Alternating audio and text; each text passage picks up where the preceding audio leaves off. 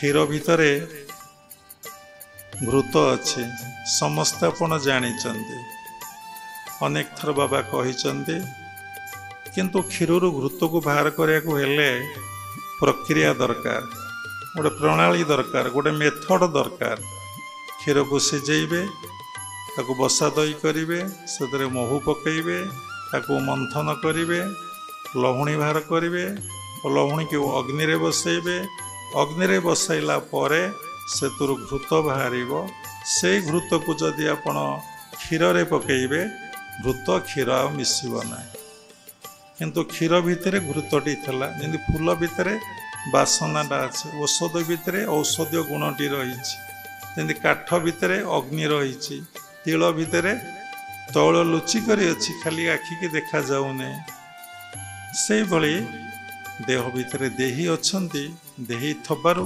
देहटा क्रियाशील तार प्रमाण केमती साइंटिफिक दीटा कथा किए मानि पारंते किए न मानि पारंते आमे किंतु मानिचु निश्चिंत सत्य देखंतु आपण भगवान आपण भितर थबारु आपण शरीरटा उषम लगुच जो लोकर मृत्युमुख हो जाए शेष समय हो जाए लोक माने कहती पाद तलू देखी आसतु ठंडा लगुच कि गरम लगुच हो जाए ठंडा लगे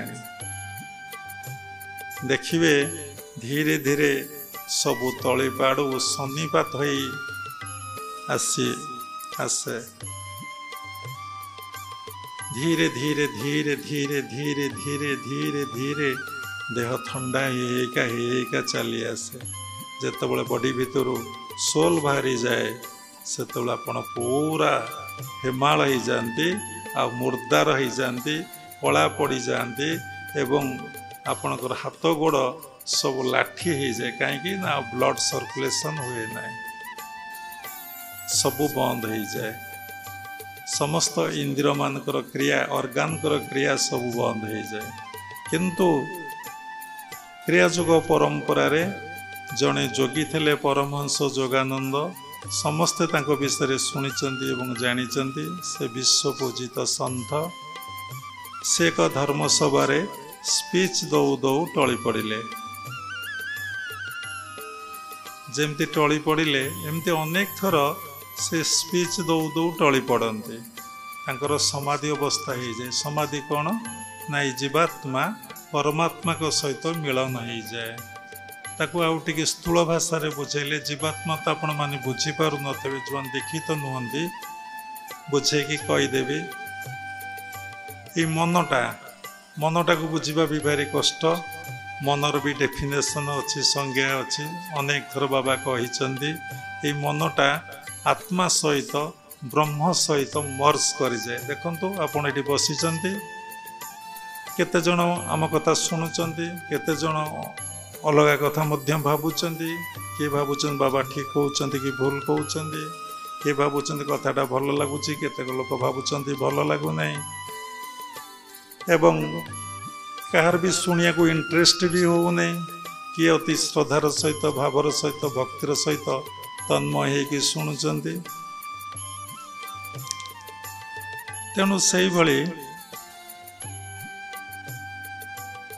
मन कौन है ना तो परमात्मा परम ब्रह्म को सहित मिलन हो जाए आम मनटा सबुआड़े बुलुच विक्षिप्त क्षिप्त मूढ़ एकाग्र निरुद्ध मनर पांचटा अवस्था सबले मन क्षिप्त विक्षिप्त भितर रही मनर एकाग्रता अवस्था आसुना मनर जदि एकाग्रता अवस्था आसब आपण सब क्षेत्र में सक्सेस हे जो पिला भल पाठ पढ़ुची जे भल खेली पारुची जे जेकोसी स्थूल जगतर बा भौतिक जगतर बा आध्यात्मिक जगतर काम को ठीक से कर पारुची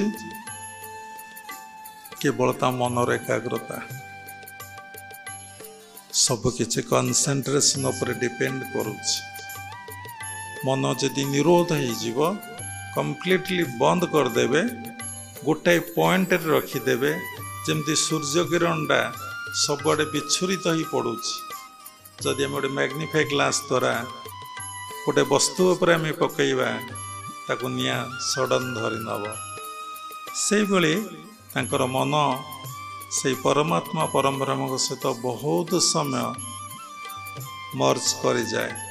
ସେ ସମାଧିସ୍ଥ ଅବସ୍ଥାକୁ ଯାଆନ୍ତି, ତାକୁ ସମାଧି କୁହାଯାଏ। ସମାଧିର ଅର୍ଥ ଫର୍ମଲେସ୍ ଷ୍ଟେଜ୍। ଫର୍ମଲେସ୍, ଆପଣ ଗୋଟେ ଫର୍ମ ଅଛନ୍ତି, ଫର୍ମଲେସ୍କୁ ଆପଣ ପଳେଇବେ। ତାପରେ ପୁଣି କିଛି ସମୟ ପରେ ତାଙ୍କର ଚେତନା ଆସେ, ସେଠୁ ମନ ଖସି ଆସେ। ତ ଖସି ଆସେ, ସେ ଉଠନ୍ତି। ସମସ୍ତେ ଭାବିଲେ ଆଜି ଯୋଗାନନ୍ଦଙ୍କର ସେଇ ଅବସ୍ଥା ହିଁ ହେଇଛି। ଘଣ୍ଟା ପରେ ଘଣ୍ଟା ଅପେକ୍ଷା କରାଗଲା, ଯୋଗାନନ୍ଦଙ୍କର ଆଉ ସେ ଫେରିଲେ ନାହିଁ। ବାବା ଏ କଥା କାହିଁକି କହୁଛନ୍ତି? ସାଥି ସାଥି ସାଧାରଣ ଲୋକଙ୍କର ଦେଖନ୍ତୁ, କଳା ପଡ଼ିଯିବେ, ଗ୍ଲେଜ୍ କମିଯିବ, ଦେହ ହେମାଳ ହେଇଯିବ ଏବଂ ସବୁ ଗୋଡ଼ ହାତ ଲାଠି ହେଇଯିବ।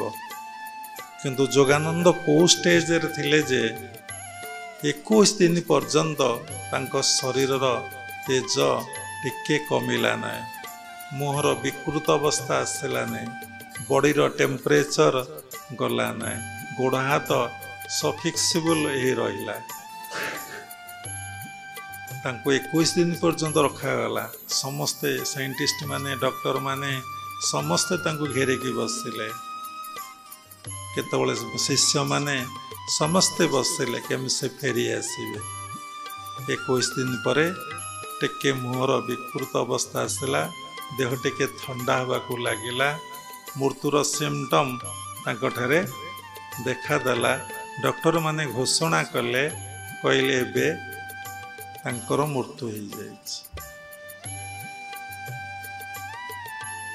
ତାହେଲେ କୁହନ୍ତୁ, ଆମେ ଏବେ ମେଡ଼ିକାଲ ଯାଇଥିଲୁ ଗୋଟେ କାରଣ ନାହିଁ। ଜଣେ ଡକ୍ଟର ମୋତେ କହିଲେ ଆପଣ ସାଧୁ, ଆମେ କିଛି କହିଲୁ ନାହିଁ। କାହିଁ କହିଲୁ ନାହିଁ? ଯେ ସାଧୁ ସେ କ'ଣ କହେ ସାଧୁ? ମୁଁ କହିଲେ ଆମେ ଟ୍ରାଏ କରୁଛୁ, କୋସିସ୍ କରୁଛୁ ସାଧୁ ହେବା ପାଇଁ। I am not saint, I am try to be always saint. ସେ କହିଲେ ଆପଣ ତ ବିଜ୍ଞାନକୁ ମାନିବାକୁ ପଡ଼ିବ। ମୁଁ କହିଲି ମୁଁ କ'ଣ ବିଜ୍ଞାନକୁ ଯଦି ନ ମାନନ୍ତି ମେଡ଼ିକାଲ କାହିଁକି ଆସିଛି?